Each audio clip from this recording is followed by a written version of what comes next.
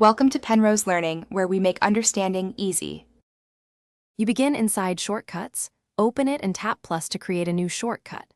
Add the Open App action, then pick the app whose icon you want to change. Once done, tap the three dots in the corner to open details, give the shortcut a clear name so Siri and you recognize it, and choose Add to Home Screen. Make sure you keep the original app installed. This method creates a shortcut-based icon that launches the same app, rather than replacing the system icon directly. Now customize the visual. Tap the icon preview where it shows the default glyph and choose Photo, File, or Take Photo to pick your image. Select an image and crop or scale it. PNGs with transparent backgrounds look best against any wallpaper.